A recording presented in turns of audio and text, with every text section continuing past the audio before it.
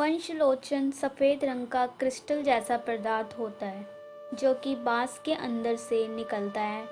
यह बाँस मादा जाति का होता है और इसमें एक प्रकार का मध जम जाता है जो सूखने के पश्चात निकाला जाता है। ये बाँस एक तना होता है जो कुछ पत्तियों के साथ बाहर से सख्त और अंदर से नरम होता है।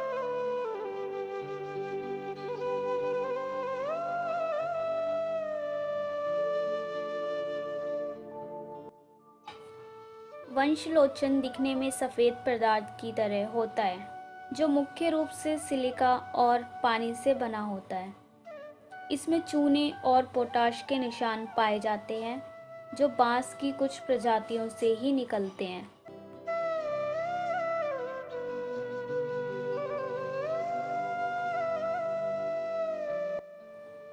वंशलोचन का कोई स्वाद नहीं होता है, लेकिन जीभ पर लगाते ही पानी सोख लेता है।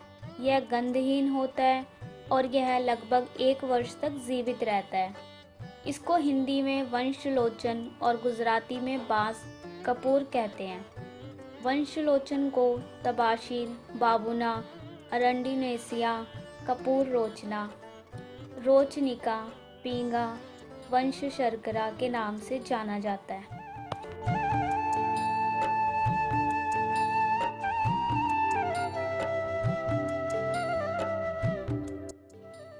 वंशलोचन एक कीमती पदार्थ होता है, इसलिए बाजार में नकली वंशलोचन अधिक मात्रा में पाया जाता है।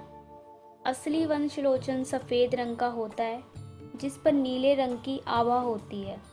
इसको लकड़ी अथवा पत्थर पर घिसने से किसी प्रकार का निशान नहीं होता।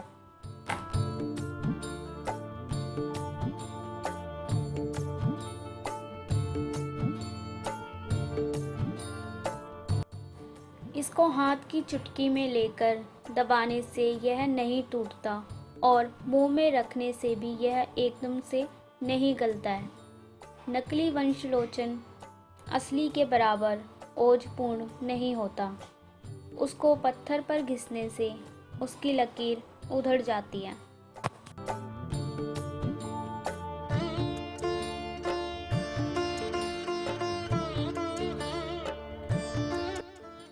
असली वंशलोचन में पानी को सोखने की शक्ति होती है और पानी सोख लेने के पश्चात वह पारदर्शी हो जाता है, जबकि नकली वंशलोचन पानी में डालते ही घुल जाता है।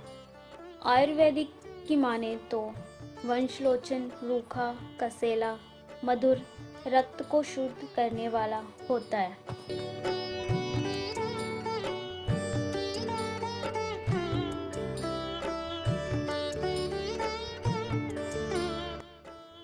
यह शीतल ग्राही, वीर्यवर्धक, कामोद्दीपक और क्षय रोग को दूर करता है। यह श्वास, खांसी, रुधिर विकार, मंदाग्नि, रक्त पित्त, ज्वर, कुष्ठ, कामला, पांडु रोग, दाह तृषा, व्रण, मूत्र कृक्ष और वात को नष्ट करता है।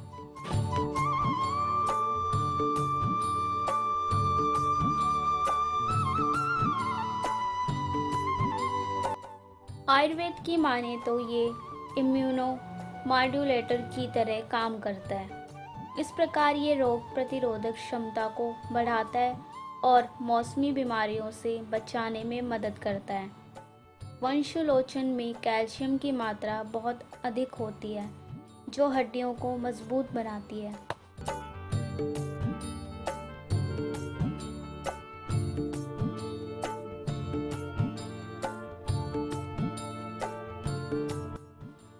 यदि गर्भवती महिलाओं को खिलाया जाए तो होने वाले बच्चे की हड्डियां बहुत मजबूत होती हैं।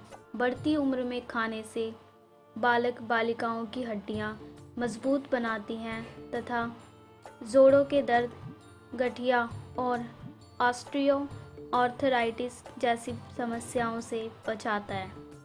हड्डियों को मजबूत करने के लिए वंशलोचन को दूध में मिलाकर पीना चाहिए।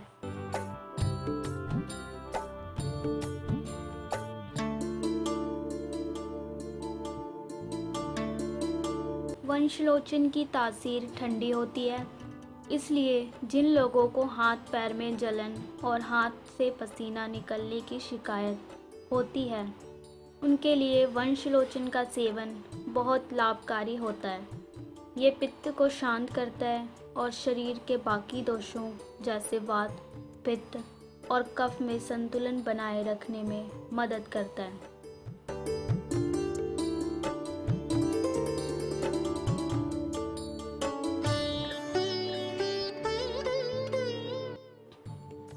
इसके लिए वंशलोचन को पानी के साथ नियमित रूप से लेना चाहिए। पेट में सूजन के कई कारण होते हैं, जैसे पेप्टिक अल्सर, अल्सरेटिव कोलाइटिस और क्रोहन रोग आदि। इन सब से पेट में सूजन आ जाती है। ऐसे में मुलेठी के छार के साथ वंशलोचन लेने से लाभ होता है।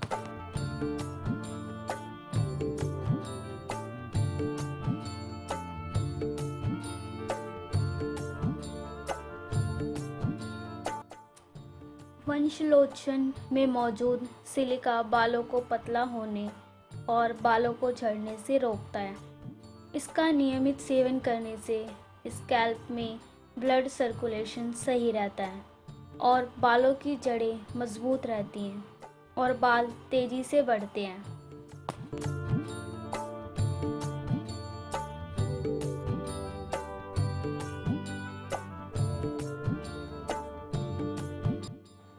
एसिडिटी यानी बदहजमी के कारण पेट में एसिड बढ़ने की शिकायत होने लगती है। ऐसे में वंशलोचन को सुबह पानी के साथ लेने से आराम आता है। जिन लोगों को कब्ज़ की शिकायत होती है, उनके लिए भी वंशलोचन बहुत लाभदायक होता है।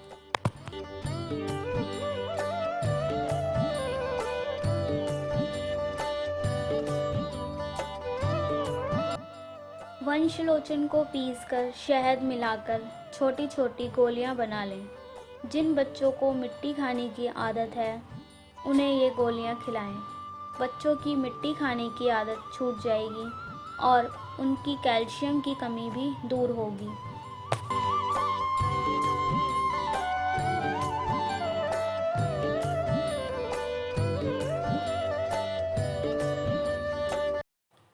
वंशलोचन पीरियड्स के क्रैम्प्स को कम करने में मदद करता है और शरीर में खून की कमी भी नहीं होने देता है। जिन महिलाओं को आयरन की कमी होती है, उनके लिए भी वंशलोचन बहुत लाभकारी होता है।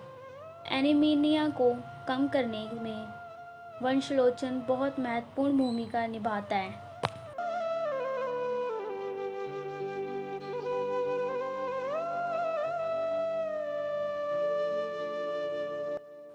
ऐसा माना जाता है कि जो महिलाएं गर्भावस्था में वंशलोचन का सेवन करती हैं, उनके बच्चे गोरे होते हैं। इसके अतिरिक्त वंशलोचन खून साफ करने में भी मदद करता है, जिससे कील मुहासों से छुटकारा मिल जाता है और रंग भी साफ होता है।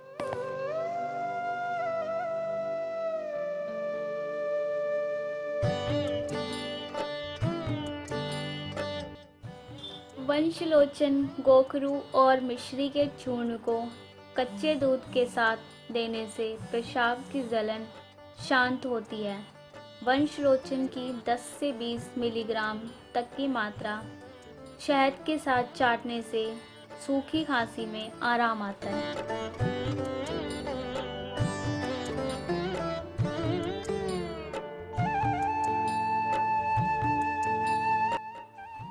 बच्चों की खांसी या श्वास की शिकायत होने पर वंशलोचन को शहद के साथ चटाने से आराम आता है। वंशलोचन और गिलोय का सत्व 10-10 मिलीग्राम शहद के साथ मिलाकर लेने से पुराने से पुराना बुखार ठीक हो जाता है।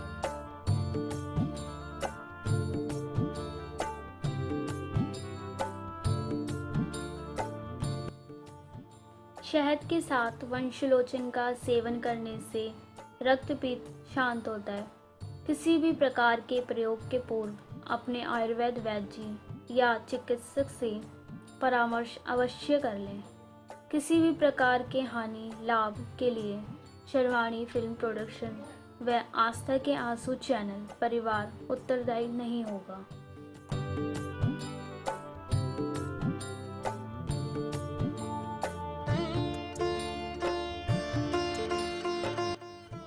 यदि आपने हमारे चैनल आस्था के आंसू को सब्सक्राइब नहीं किया है तो अभी सब्सक्राइब करें, जिससे जब भी हम कोई नई जानकारी आस्था के आंसू चैनल पर डालेंगे तो सबसे पहले वह आप तक पहुंच जाएगी।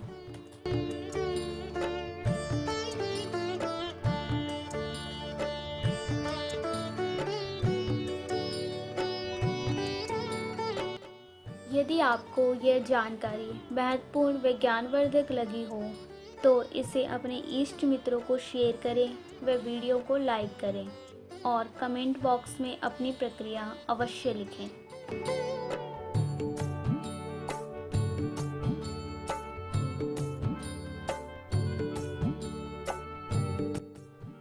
यदि आप किसी जड़ी बूटी, मसाले, साग सब्जी के आयुर्वेदिक गुणों व लाभों के लिए जानकारी चाहते हैं, वह भी कमेंट बॉक्स में लिखें।